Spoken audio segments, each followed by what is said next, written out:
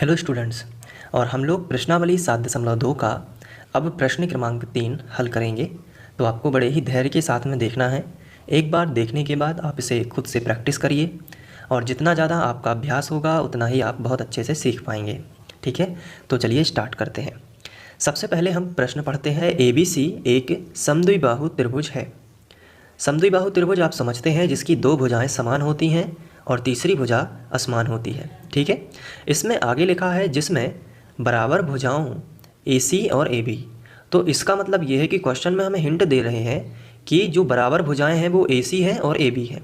तो हमें आकृति भी दी गई होगी साथ में, और यहाँ पे शीर्ष लंब भी दिए गए हैं। तो कुल मिला के क्वेश्चन में हमें ये है, जब तक हम आकृति नहीं देखेंगे तब तक इसको अच्छे से नहीं समझ पाएंगे। तो ये आकृति है 7.31। हम यहाँ पे लिख भी सकते हैं 7.31। ये क्वेश्चन के साथ में आपको आकृति आएगी तो समझने में भी आसानी होगी। अगर ये प्रश्न आएगा ना तो इसके साथ में ये आकृति भी होगी, तभी तो इसके साथ में ये संलग्न है। अब क्वेश्चन को थोड़ा फिर से पढ़ते हैं। इसमें लिखा है ABC एक समद्विबाहु त्रिभुज है। तो सबसे पहले ये देखिए ABC। अब इसको और गहराई से समझने के लिए हम रफ पेपर का यूज करेंगे ताकि आपकी क्वेश्चन मेकिंग आपको पूरी समझ में आए। अब यहाँ पे ABC एक समद्विबाहु त्रिभुज है। तो सबसे पहले हम क्या करेंगे, यहाँ पे एक डेमो चित्र बनाते चलेंगे। ये देखिए, ये हमने ऐसे ही बना लिया। ये एक समद्विबाहु त्रिभुज है ABC, A, B और C, जिसमें इन्होंने कहा है कि बराबर भुजाएं हैं कौन कौन सी, AC और AB। तो आप यहाँ पे देखिए AB ये और AC ये दोनों बराबर हैं। तो हम कहेंगे कि हम क्वेश्चन के अकॉर्डिंग चल रहे हैं। AC और AB इन्होंने बराबर बताई हुई है, क्योंकि हो सकता है कि हम ये वाली और ये वाली बराबर मान लें, ये वाली और ये वाली बराबर भी मान सकते हैं। तो इसलिए क्वेश्चन में उन्होंने पहले से ही दिया है कि आपको AC और AB बराबर भुजाएं मानना है। तो हमने कहा ठीक है, ये AB और ये AC ये दोनों बराबर हैं। अब ओरिजिनल चित्र में देखिए, ABC एक त्रिभुज है जिसमें ये जो AB भुजा आपको दिख रही है ना, ये वाली A से लेके B तक और A से लेके C तक ये जो भुजा दिख रही है ना, ये दोनों आपस में बराबर है। हम इसको थोड़ा सा डार्क कर लेते हैं। अब आपको साफ साफ दिख रही होगी कि ये AB और ये AC ये दोनों आपस में बराबर हैं। तो हम यहाँ पे ये वाले चिन्ह बना लेते हैं ताकि हम बाकी लाइनों के मद्देनज़र इन्हें भूल ना जाएं। तो इस तरीके से हमने बना लिया और हमारा ये चित्र भी है जो हम क्वेश्चन के अकॉर्डिंग बना रहे हैं। इसमें आगे लिखा है कि शीर्ष लंब। शीर्ष लंब क्या कहलाता है? शीर्ष लंब ऐसा लंब होता है जो किसी शीर्ष से निकलता है। जैसे त्रिभुज के 3 शीर्ष होते हैं, एक ये है, एक ये है और एक ये है। यानी इस त्रिभुज में 3 शीर्ष हैं, शीर्ष A, शीर्ष B और शीर्ष C। तो इसमें ये लिखा है कि शीर्ष लंब है, तो शीर्ष से जो 90 डिग्री, जैसे हम यहाँ पे इस तरीके से अगर हम एक लाइन खींच दें, ये यहाँ पे देखिए, अगर हम शीर्ष A से इस BC पर अगर हम लाइन खींच दें ना, तो इसे कहेंगे शीर्ष से आता हुआ, और यहाँ पे बिल्कुल सीधी लाइन होगी तो लंब बनेगा, 90 यहाँ बनेगा, 90 यहाँ बनेगा। इन्हें कहते हैं शीर्ष लंब। लेकिन यहाँ पे ये वाला शीर्ष लंब नहीं, जो क्वेश्चन में दिया गया है वो वाला शीर्ष लंब। इन्होंने बोला है शीर्ष लंब एक तो BE है, तो BE का मतलब होगा कि B से स्टार्ट होगा, B शीर्ष से स्टार्ट होगा यहाँ से। अब सीधी लाइन खींचेंगे तो ये AC पर टकराएगा यहाँ पे, तो हम क्या करेंगे, एक सीधी लाइन यहाँ से B से खींचेंगे।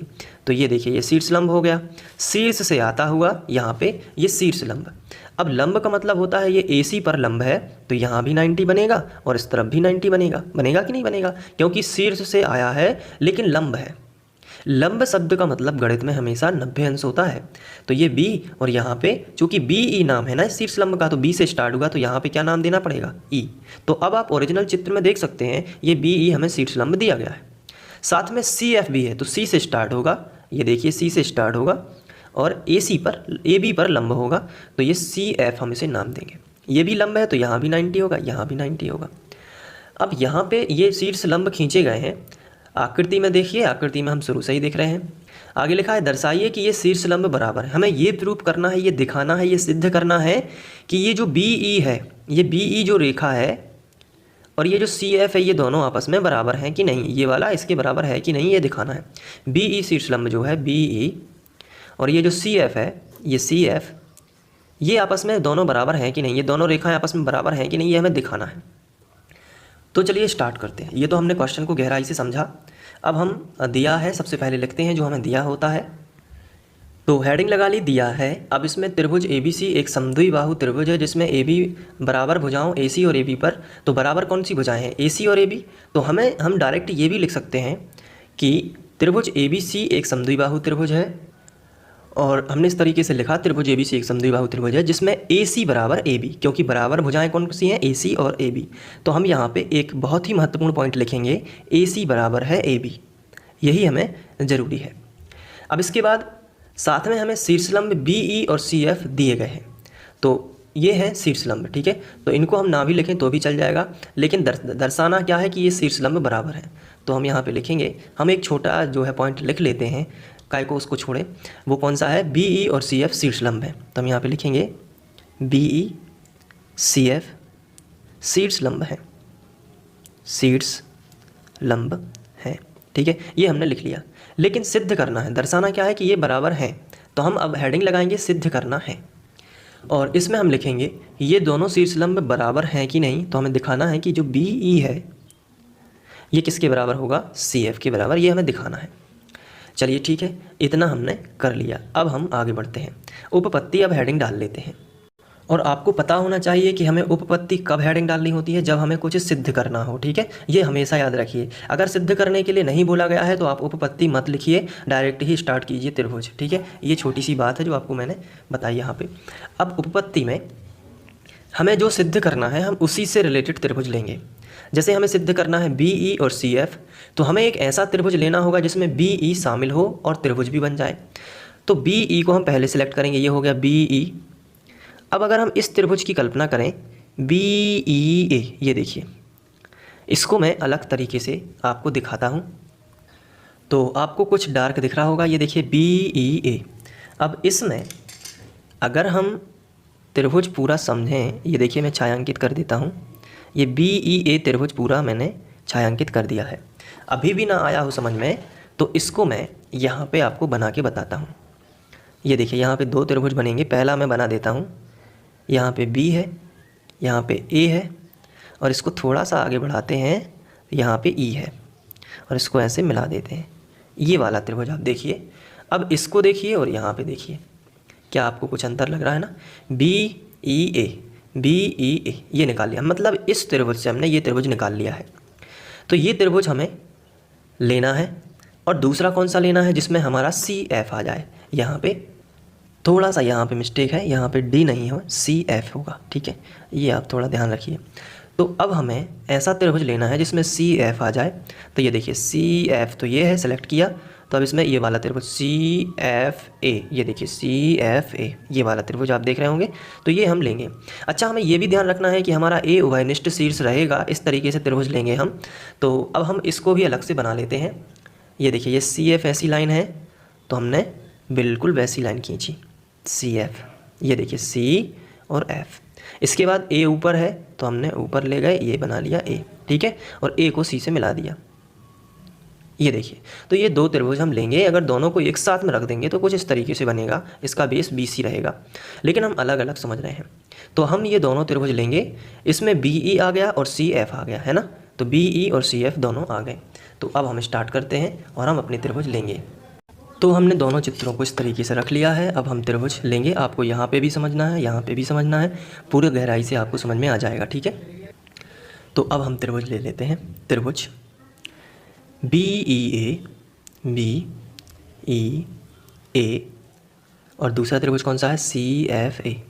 यहाँ पे भी देख सकते हैं आप, BEA ये वाला त्रिभुज, और दूसरा CFA, और त्रिभुज CFA में, ठीक है। अब हम ओरिजिनल चित्र को आपके सामने ज़्यादा रखेंगे, क्योंकि ये आपके साथ में परीक्षा में रहेगा। जब समझने में दिक्कत होगी तब ये रख लेंगे साथ में, ठीक है, ये वाला दूसरा चित्र। अब इसमें अगर हम ध्यान से देखें तो पहला जो हमारा त्रिभुज है BEA, इस त्रिभुज में ये वाला त्रिभुज, ये देखिए थोड़ा सा दिमाग में ये वाला चित्र बैठा लीजिए आप, ये BEA, जहाँ पे मैं बार बार पेन कर रहा हूँ, BEA, देखिए BEA। इसमें ये AB आती है कि नहीं आती, आपको बताना है। BEA, बताइए BEA, ये AB भुजा आ रही है ना उसमें, बिल्कुल आ रही है। और जब मैं दूसरा चित्र बोलता हूँ, दूसरा त्रिभुज बोलता हूँ CFA, ये देखिए CFA, या ACF CFA, तो क्या इसमें AC आ रही है? आप कहोगे हाँ आ रही है, क्योंकि यहीं से पेन जा रहा है, ये देखिए आ रही है ना। तो हमारे पहले त्रिभुज में AB आ रही है। अब हम दूसरे चित्र को रखते हैं ताकि आप इसको रियलिटी में देख पाएँ। पहले त्रिभुज में AB है और दूसरे त्रिभुज में AC है, लेकिन क्वेश्चन के अनुसार ये दोनों पहले से ही बराबर है। क्यों? क्योंकि त्रिभुज ABC एक समद्विबाहु त्रिभुज है ना, तो ये बराबर के चिन्ह लगाए थे ना हमने।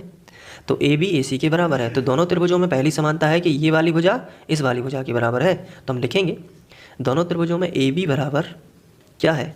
AC है। क्यों? दिया है, तो हम लिखेंगे दिया है, ये हमें दिया गया है। अब दूसरी समानता क्या है? दूसरी समानता ये है कि ये BE एक लंब है, BE शीर्ष लंब है।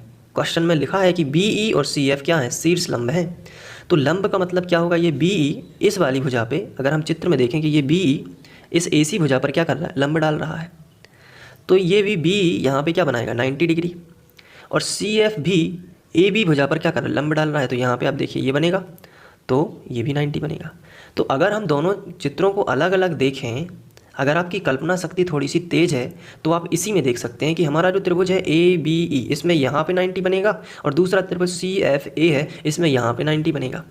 और अगर आप यहाँ पे देखें तो BEA यहाँ पे साफ साफ 90 दिख रहा है, कोण E पर बन रहा है, और यहाँ पे F पे बन रहा है। तो हम ये बता सकते हैं कि कोण BEA किसके बराबर है? यहाँ पे देखिए CFA के, कोण CFA। और ये कैसे पता चल रहा है? प्रत्येक 90 का है, प्रत्येक 90 अंश का है। क्यों है? क्योंकि शीर्ष लंब है, और लंब का मतलब 90 ही होता है। तो हमें पता चला कि इस त्रिभुज में यहाँ पे 90, इस त्रिभुज में यहाँ पे 90। तो इस त्रिभुज, दोनों त्रिभुजों में हमें दो समानता मिल चुकी हैं। पहली ये वाली भुजा इसके बराबर, ये वाला कोण इसके बराबर। अब तीसरी समानता क्या है? तीसरी समानता ये है कि दोनों में कोण A है, यानी कि ये वाला त्रिभुज भी शीर्ष A का इस्तेमाल लेके बनता है, और ये वाला त्रिभुज भी शीर्ष A का इस्तेमाल। अब यहाँ पे देखिए ओरिजिनल चित्र में, जब हम त्रिभुज BEA पढ़ते हैं तो इसमें A आ जाता है, आता है कि नहीं आता है? और जब हम त्रिभुज CFA पढ़ते हैं तब भी A आता है, यानी कि कोण A दोनों में उभयनिष्ठ है। तो हम यहाँ पे लिखेंगे कि कोण A बराबर कोण A, और यहाँ पे लिखेंगे उभयनिष्ठ कोण है। कैसा है? उभयनिष्ठ कोण है। तो अब हम कह सकते हैं कि दोनों त्रिभुज कैसे हैं? सर्वांग सम हैं, दोनों में समानताएं हैं। तो हम लिखेंगे इसलिए त्रिभुज BEA सर्वांग सम है त्रिभुज CFA के। कैसे पता चला? तो ये देखिए भुजा कोण कोण, तो कोण भुजा कोण भी हम इसको कह सकते हैं। तो हम यहाँ पे लिखेंगे कोण भुजा कोण, यानी कि दो कोण और एक भुजा, दो कोण और एक भुजा, तो सर्वांग समता से।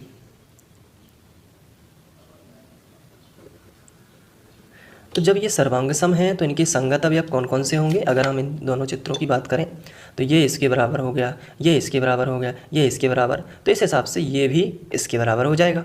और ये जो BE है, ये वाली भुजा, ये CF के बराबर होगी, क्योंकि अगर सर्वांग समता का मतलब है कि ये वाला त्रिभुज अगर हम इसके ऊपर रख देना तो बिल्कुल इसको ढक लेगा, और इसको इसके बिल्कुल बराबर है। ये माप आकार हर चीज़ में ये वाला त्रिभुज इसके बराबर है। तो इसका मतलब है कि इसकी जो BE भुजा है ये CF के बराबर होगी कि नहीं? तो हम लिखेंगे तब BE बराबर CF। और ये कैसे पता चलता है? ये सर्वांग सम त्रिभुज का संगत अवयव हो तब। इसका मतलब ये हो जाता है कि ये BE CF क्या थे? शीर्षलंब थे ना। अगर हम ओरिजिनल चित्र में देखें, ये देखिए, तो BE एक शीर्षलंब था और CF भी क्या था? एक शीर्षलंब। दोनों कैसे हो गए? बराबर। तो ये सिद्ध हो गया, अतः दोनों शीर्षलंब बराबर होंगे। और इस तरीके से ये सिद्ध हो जाएगा, यही हमसे पूछा।